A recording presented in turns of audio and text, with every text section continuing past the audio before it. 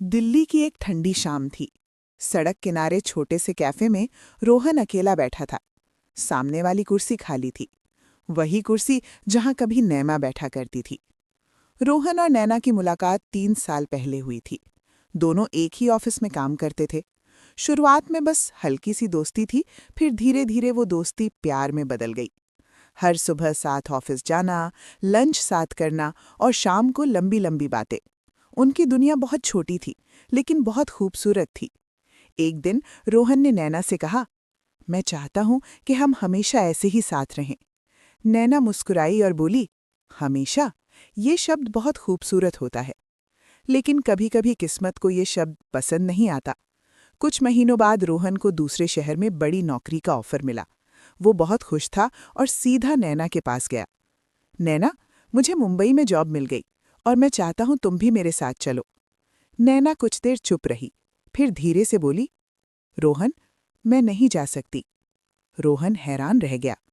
क्यों? नैना की आंखें भर आईं। मेरे पापा बहुत बीमार हैं, मैं उन्हें छोड़कर कहीं नहीं जा सकती। दोनों चुप थे। एक तरफ सपना था, दूसरी तरफ जिम्मेदारी। कई दिनों तक दोनों ने सोचा, बहस की, रोए, लेकिन आखिरकार फैसला हो गया। रोहन को जाना था और नैना को यहीं रहना था। जाने वाले दिन रेलवे स्टेशन पर दोनों खड़े थे।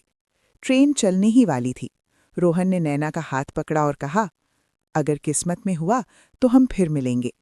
नैना मुस्कुराने की कोशिश करते हुए बोली, अगर किस्मत में हुआ तो हम कभी अलग ही नहीं होंगे। ट्रेन चल पड़ी और दोनों की आंखों से आंसू रुक नहीं रहे थे। आज 3 साल बाद रोहन उसी कैफे में बैठा है, क्योंकि आज उसे मैसेज आया था, शाम 5 बजे उसी कैफे में मिलना। नैना। घड़ी में 5:10 हो चुके थे। रोहन की नज़र बार बार दरवाजे पर जा रही थी। तभी एक वेटर उसके पास आया और बोला, सर, ये आपके लिए किसी ने छोड़ा है। वो एक छोटा सा लिफाफा था। रोहन ने कांपते हाथों से खोला। अंदर एक चिट्ठी थी। रोहन, मैं आज भी तुमसे बहुत प्यार करती हूँ, लेकिन अब शायद हमारी मुलाकात सिर्फ यादों में ही होगी, क्योंकि जिंदगी ने मुझे कहीं और बांध दिया है। मुझे माफ कर देना। तुम्हारी नैना। रोहन चुपचाप उस खाली कुर्सी को देखता रहा। कभी कभी प्यार खत्म नहीं होता, बस लोग साथ रहना छोड़ देते हैं।